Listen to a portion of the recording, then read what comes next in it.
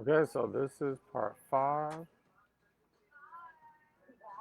Last thing that I did from part four was You're Fucking Doomed.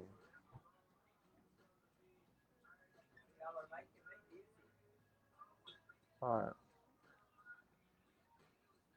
this is continuing from the same episode.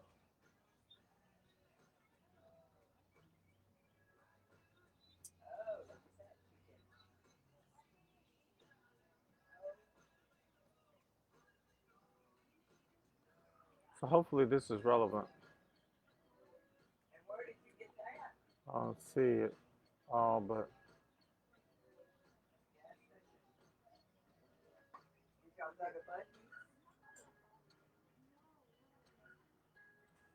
here we go. You know what? Now I'm rattled. Probably not your best move right now. I need you to hear what you wouldn't let me say in the courtroom. I heard what you said, but you hear me. Men like Axelrod do what they need to do. You counter not in here in the courtroom with evidence. In a week. Goodbye, Mr. Connerty. No. Why the hell would you risk coming to my chambers just to turn heel and walk out? What weak cheese is that? You said goodbye. I'm a judge. I give orders all day. You're a litigator. You find a way to disobey them without getting nailed for it. Then I'm not leaving until you give me an answer. Okay, so what's happening here is Harry Connerty, the assistant U.S. attorney for the Southern District of New York, which of course I love because I used to work in the Southern District of New York. But he's having a conversation with a judge in the Southern District. He doesn't know this, but his uh, future adversary put that judge in position in order that they might have this kind of conflict. And so they're having this conversation in chambers about a case that they're litigating that's going to have to do with prosecuting Axelrod, the main protagonist of the show.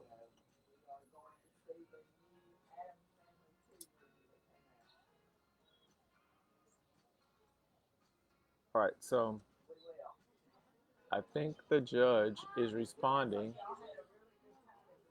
to Connerty's statements that he's not leaving until he gets an answer about uh, wanting to get more time to do his prosecution, to pursue his prosecution against Axelrod. That sensation you're feeling is known as the dip, DIP. Seth Godin coined it. Feels like the moment before defeat. Oh yeah, this needs to be in the book. The moment before defeat. I've experienced this many times. It's actually the moment before success. Feels more like Death Valley. You care so much. I love that. I love that. You're meant for this shit. Dig in, man. The world has lost countless artists and artisans and engineers and even politicians who quit because they care too much to come up short and yet also too much to keep going. I've experienced this so much it doesn't even make sense. You push through that dip right now. Maybe you put Axelrod where he needs to be. Okay, that's the end of that scene. Mr. Robot, Observable Universe, Season 2, Episode 4 on chess. Life's but a walking shadow, a poor player that struts and frets his hour upon the stage, and then is heard no more. It is a tale told by an idiot, full of sound and fury, signifying nothing. So this is how I got to Macbeth in Mr. Robot. Uh, William Shakespeare, William Shakespeare's Macbeth is quoted in season 2, episode 5, Jang and the Mr. Robot. Okay, if you think it's tough defending the guilty, try defending the innocent. Now, I recently discovered The Practice again. Practice has always been one of my favorite shows, but it's on Hulu, so I'm watching it again. This is from the pilot. Through this book, this is a note to myself about strategy. Through this book, change the paradigm and look at some of those fundamental laws through the lens of the new connected universe. For example, love your neighbor as yourself isn't about how much you should love your neighbor, in my opinion. It's about how you should love yourself. That's the rapturous concept here. Prodigal son isn't about the younger son as much as it is about the older brother. You don't get to compare your lot to anyone else's. The universe doesn't work that way. You get what you get. Life's but a walking shadow, a poor player. The desolation and anxiety that accompanies one's loss of identity. That's commentary on that first line. Mr. Robot, Season 2, Episode 6, Episode 7. Control can sometimes be an illusion, but sometimes you need an illusion to gain control. This is this whole idea about whether or not it matters whether the principles on which you base your life are absolutely are logical, reasonable, rational, or fantastical. It doesn't matter as long as they work. Fantasy is an easy way to give meaning to the world, to cloak our harsh reality with escapist comfort. After all, isn't that why we surround ourselves with so many screens? Love that. Billions. Season 2, Episode 7. Your job is not your purpose. Oh, mercy God. I wish somebody had told me that when I was 20. Your job is not your purpose. How I've tried to make my purpose my job. How I've tried to abdicate, delegate my responsibility by finding an institution to hire me that would employ me to be myself in the universe. I've done that so many times. 90% of every job I've ever had was this. Maybe 100%. There may be no exceptions to this. But I love that. When I heard that, I was like, ooh, I got to get that. Here's an idea. This is me talking to myself. Could we use the pilot of Mr. Robot to describe the inner conspiracy to keep you from your higher self? And E Corp is actually your ego. It's a great idea. This is an episode about truffles, billions, season 2, episode 8. I'm well mannered. I'm not nice. This is Rhodes, Chuck Rhodes' friend, who's the attorney, Ira. This is Ira's statement. Someone accuses him of being, no, Chuck accuses him of being nice. He says, I'm not well mannered. I'm well mannered, not nice.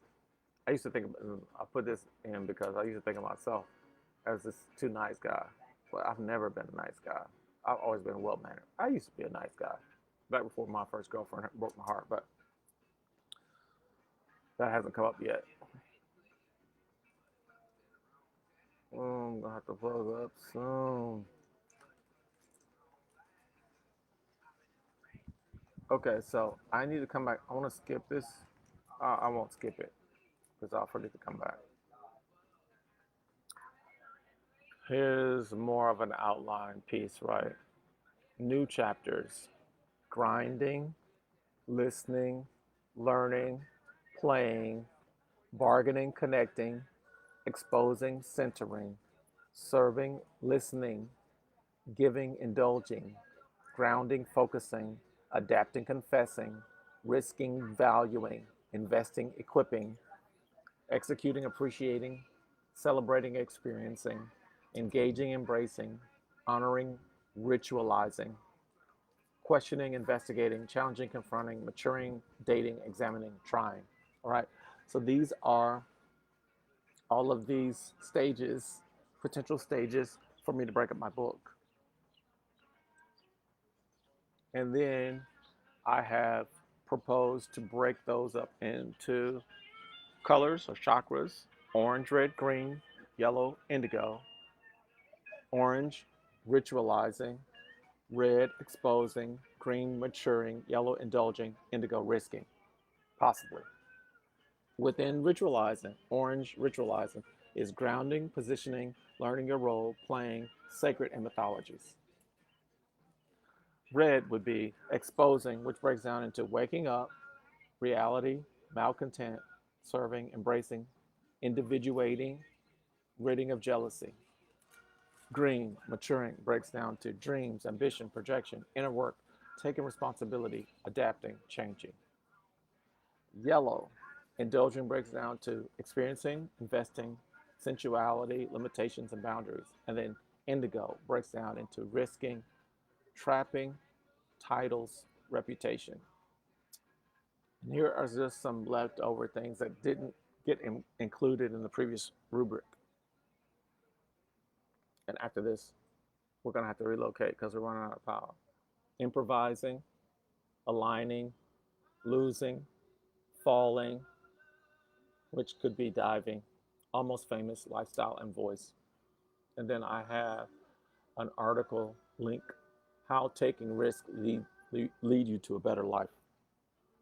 All right, we're going to stop right there. This is a short video. It's only 11 minutes, but we have to relocate.